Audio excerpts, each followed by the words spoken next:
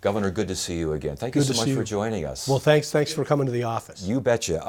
Let's start with what's happening down in Yuma. They say it's an emergency down there. They can't handle the migrants. What can you as governor do to help this situation? Well, this is a crisis at the border. I'm in communication with the mayor of Yuma, and there's things that our state agencies can do to help with the situation. Ultimately, this is a federal issue, and Congress needs to act, but our Department of Emergency Management is working with the mayor, and when we have specifics, we'll be able to act and be as helpful as we can. How soon do you expect those specifics? Well, that's up to the mayor. He's declared the emergency. He's going to follow on with how we can specifically be helpful. I was asked this morning by local media, do you think we should declare a state emergency? And typically you declare a state emergency when there's a natural disaster.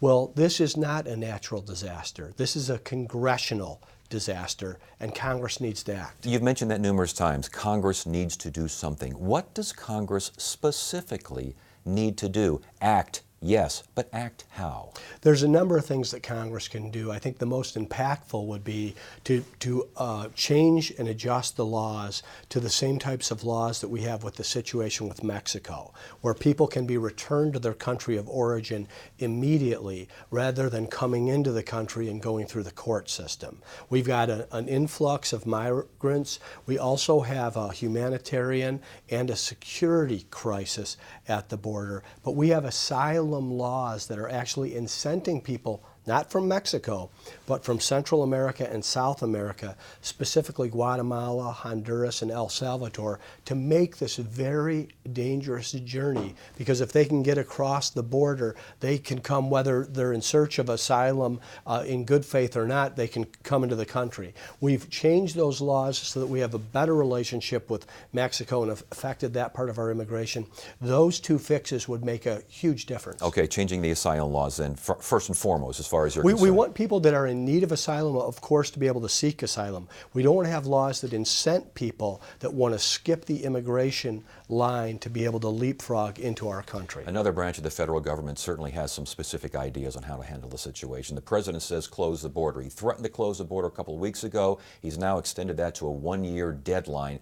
You originally expressed some skepticism regarding closing the border. Then you said, well, okay, people think, here's the impression because of how people reported. People think, but let's be accurate here. I've been consistent the entire time. I do not want to see the border closed. As the governor of Arizona, our #1 trading partner is Mexico, but there is a crisis at the border, and I am going to be supportive of the commander-in-chief when it comes to national security.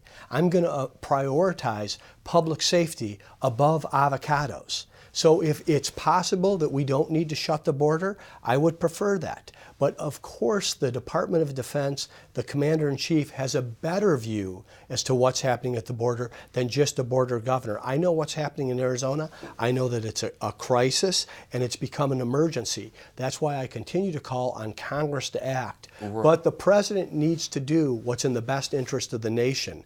And as governor, I'm going to be supportive. So you will support him if he says close the border, which he did a couple of weeks ago and then rescinded it and said we're going to wait another. I had a visit with the president. And what did he? Did the visit change your mind on this? I had a visit with the president inside the Oval Office, and the borders remained open. I'm happy that it's open. I want Congress to act to fix the very real crisis on the border. Did you change the president's mind? I had a conversation with the president. He listened to my concerns. I'm grateful. The president also has an idea regarding sending some of these migrants to quote-unquote sanctuary cities. What do you think of that idea?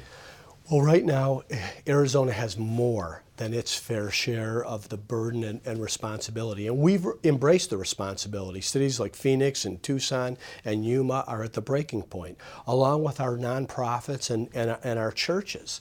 El Paso, Texas is actually moving migrants from El Paso to Phoenix. So why shouldn't other cities and states participate in this responsibility? This is why ultimately it's a congressional issue. But to say to other places around the nation, you're going to help as well. I don't think anything's wrong with that at all, Ted. So if the president says we're going to transfer some of these people to Tucson, you would say, well, these people are already in Tucson. okay, but these if the president says that, you are mischaracterizing what the crisis is. Tucson is already doing more. I think it's 137% of capacity. So where could that 37% go elsewhere in the United States that could be helpful to this cause? So that's already happening. As a border state, of course this affects us, but people are already going to sponsor families and patron families outside of Arizona and border states to places like Virginia and Iowa and in the Midwest. So other places can help as well. All right, other places, not Arizona. No, Arizona is helping, No, Ted. Ted, Arizona is helping. We are, you see what's happening in Yuma and Phoenix and Tucson. I didn't say not Arizona. I said other states, other cities can help. Okay. Let's be accurate on this. I know, I'm just trying to... Okay, the media seems somewhat surprised that there's a crisis at the border. I'm glad that they've caught up. This has been going on for some time. It would be helpful if there was accurate reporting on it, because then maybe Congress would feel the pressure to act rather than play political games. It hurts states like Arizona more than other states because of our position on the border. Last question on this. Do you think the president's ideas of closing the border, of sending migrants to different cities around the country, maybe not Arizona, but other cities around the country, is that a good way to deal with this issue? I'm supportive of the president's priority on border security. That's what I want to see happen. That's what the president wants to see happen. The missing equation here is Congress. All right. Let's get closer to home. The budget. That seems to be missing these days. How long are you willing to wait for a budget to come through? Well, the budget's not missing. I mean, we've presented our budget in mid-January. We're ready to sign the budget today. That's up to the legislative process. Of course, you want to have all the debate and conversation that's necessary, and we're going to do that. Ted, we're in such a different position today than we were 4 years ago. We had a $1 billion deficit 4 years ago. Today, we've got the largest surplus in a decade in Arizona. At the conclusion of this legislative session, I fully expect us to have a $1 billion balance in our rainy day fund. So we've got some dollars available. We've got priorities like completing the teacher pay raises, more money into K-12 education. We want to get the Department of Public Safety, the brave men and women in uniform, our state troopers a raise, correctional officers a raise. But we're not going on a spending spree. And there's some people down there that have a broader spending agenda than what I have. But we're going to have the discussion and we're going to come to conclusion. And we'll come to conclusion in due time. You know, the governor's office doesn't sine die. Right. We're here 365 days a year. There's nothing like summer in the Valley of the Sun. So, but if they want to go home sooner, I'm all for it. Senate President says she's willing to work with Democrats. You willing to work with Democrats? I work with Democrats every day. I work with Democrats and Republicans. 92% of the legislation that I signed last year was bipartisan. Regarding the budget. Listen, Ted, what I want is the budget that I presented. Now, as governor, I'm the chief executive. Of course, I've got to work with both chambers and both parties.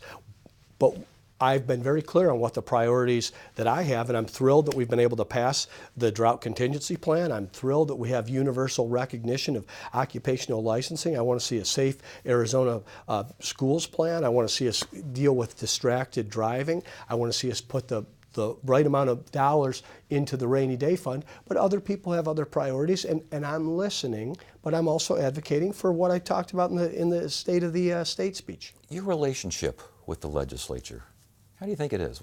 How do you think you get along with lawmakers this particular session? Oh, I think I have a good relationship with the legislature, good relationship with legislative leadership. We could have never gotten a drought contingency plan done without both Republicans and Democrats to make that happen. The occupational licensing, universal recognition, which is a generational first state in the nation to do it, was done in a bipartisan fashion. So I value the relationship I have with the legislature. It seems like loggerheads, though, with tax conformity and with the vehicle registration fee/tax. Everyone's got a different word for it. I know it's a fee for you. I have lawmakers telling me it's a tax.